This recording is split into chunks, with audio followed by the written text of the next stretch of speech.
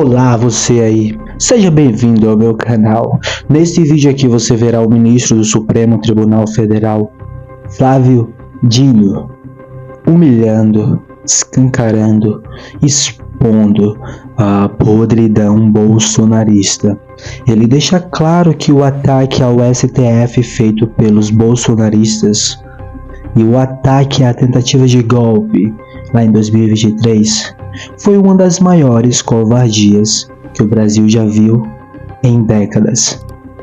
E o ministro também, Flávio Dino, esculhamba Bolsonaro com suas teses. Se você gostar desse tipo de conteúdo, peço que você deixe um like, um comentário, compartilhe esse vídeo, se inscreva no canal, tudo isso ajuda muito. Para os bolsonaristas aqui de plantão, faz o L e continua chorando. Vamos lá. Alexandre, como vota o ministro Flávio Dino? Senhor presidente, uma frase bastante conhecida diz que a melhor forma de matar uma boa ideia é executando-a mal. É exatamente o que se passou com os primórdios da colaboração premiada no Brasil. E se gerou este debate que nos traz aqui, nesse ano do Nosso Senhor Jesus Cristo 2025, a estarmos discutindo num cenário em que haveria subjacentemente uma espécie de estigmatização do Instituto da Colaboração Premiada, e quase que uma mitificação em relação a ele. O ministro Alexandre bem lembrou que se cuida de um meio de obtenção de prova como tantos outros disponíveis no direito positivado pátrio. Por isso mesmo, considero que não há nenhum tipo de rejeição moral em relação à colaboração premiada. É certo que o denunciado, o investigado, o réu, tem o direito fundamental, essencial, sagrado de não se autoincriminar. Mas ele não tem a obrigação de mentir. Ele pode ou não, de acordo com a convicção pessoal e da sua defesa técnica. Mesmo nos Estados Unidos, o ministro Alexandre falou há pouco sobre soberania, e há pessoas que acompanham, às vezes, mais do que as instituições dos Estados Unidos, do que as brasileiras. E em homenagem a elas, eu lembro que nos Estados Unidos, em relação não ao 8 de janeiro, mas ao 6 de janeiro, houve 1.583 acusações lá no 6 de janeiro. E desses, aproximadamente 1.000 réus se autodeclararam culpados. É claro que há as singularidades do sistema jurídico dos Estados Unidos, mas lá também há esta figura, com outros propósitos, obviamente, em que o investigado, o acusado, o réu, eventualmente, em busca de benefícios, reconhece a prática de atos típicos e antijurídicos. Então, não vejo nenhum tipo de irregularidade, nenhum tipo de inconstitucionalidade, rejeição moral. É muito difícil crer que um coronel do Exército Brasileiro, uma alta autoridade... Flávio Dino, aqui o ministro do STF, está falando sobre a tentativa de golpe que aconteceu nos Estados Unidos também. Vocês lembram, né, quando o Biden ganhou e tal? Aí ele faz essa comparação com o que aconteceu aqui no Brasil também.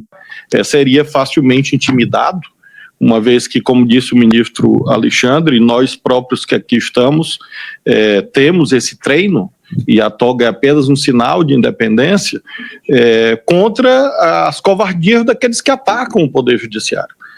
Há pessoas que acham que é um ato de coragem atacar o juiz. Não, é uma covardia, porque ataca um poder desarmado, e ataca tentando intimidar, e ataca quem não pode responder com paridade de armas.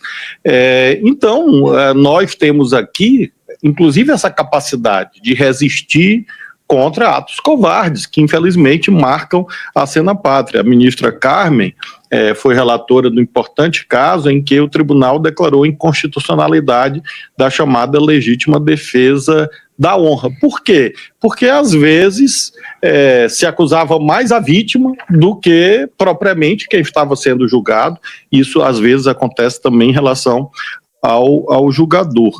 Então, do mesmo modo, por simetria, eu não quero crer que uma autoridade militar do alto escalão do Exército Brasileiro, que fez juramento, inclusive, de pôr a sua vida a serviço da pátria, que tem treinamento militar. Iria se intimidar numa audiência conduzida pelo ministro Alexandre de Moraes, que cumpriu, neste caso, não uma possibilidade, ele cumpriu um dever. Grave teria sido se ele não tivesse feito a audiência, ele próprio já aludiu, mas eu leio, e com isso concluo, o parágrafo 7º do artigo 4º da Lei 12.850, realizado o acordo na forma do parágrafo 6º desse artigo, serão remetidos ao juiz para análise o respectivo termo, as declarações do colaborador, cópia da investigação, devendo o juiz ouvir sigilosamente o colaborador.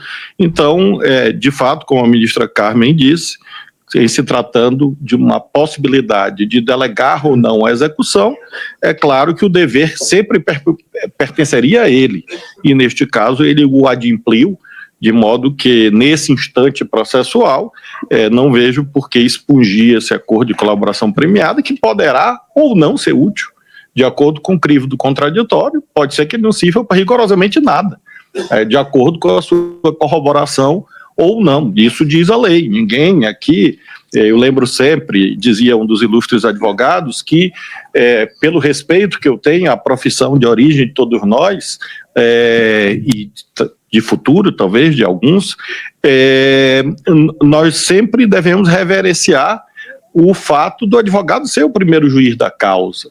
O advogado faz uma análise, e é claro que nesse instante eu acredito que o advogado apresenta as suas teses e ele tem normas éticas e técnicas que garantem a qualidade da sua atuação, independentemente de ele gostar ou não do seu cliente e aprovar ou não a sua conduta.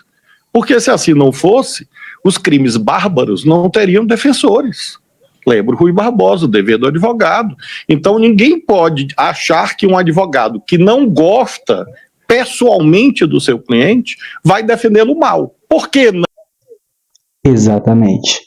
O Flávio Dino aqui, como eu falei no título desse vídeo, chamou o bolsonarismo de vergonha por tentarem contra o STF.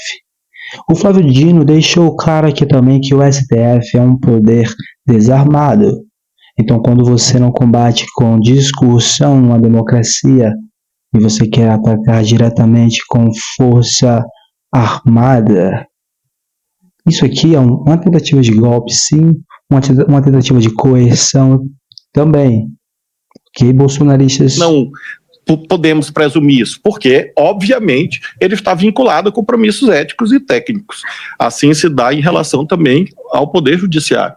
E é essas normas éticas e técnicas que garantem que, neste caso concreto, o fiel cumprimento feito pelo relator, não, neste momento, nada macula, e, segundo as normas próprias, quando do exame do mérito, vamos analisar aí sim a veracidade ou não, o mérito ou não, desses elementos de convicção trazidos regularmente aos autos. Por isso eu acompanho o ministro Alexandre. Ministro Flávio, só um dado que eu acabei não passando. Vossa Excelência falou de inúmeros acordos ocorridos no dia 6 de janeiro nos Estados Unidos.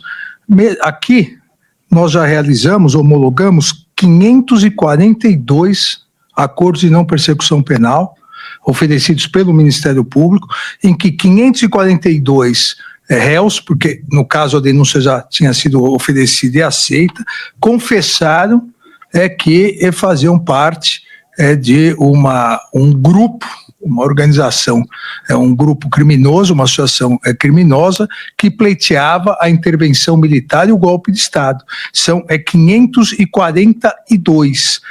E foram condenados à prestação de serviço à comunidade porque fizeram acordo, a proibição de participar de redes sociais por um período, participação no curso de Democracia, Estado de Direito e Golpe de Estado, organizado pela Procuradoria-Geral. Olha isso. Golpe de Estado jamais acontecerá enquanto nós estivermos do lado desse pessoal aqui, ó. 2 ministros do STF, 2 ministros honrados por nós. Nós fizemos o L e nós damos poder para esses ministros. Vocês têm que entender isso, bolsonaristas. Esses ministros aqui, eles mantêm a democracia de pé. Eles fazem parte do judiciário, que é um dos 3 poderes. Sabe do quê? De uma democracia, que é o que nós queremos que continue existindo. Ok, bolsonaristas? Se você gostou do vídeo, se inscreve no canal, compartilha esse vídeo, deixa um comentário, deixa um like, tudo isso ajuda muito para os bolsonaristas aqui de plantão. Faz um L e continua chorando. Pessoal, muito obrigado pela companhia, vejo vocês na próxima, se cuidem e até lá, fui!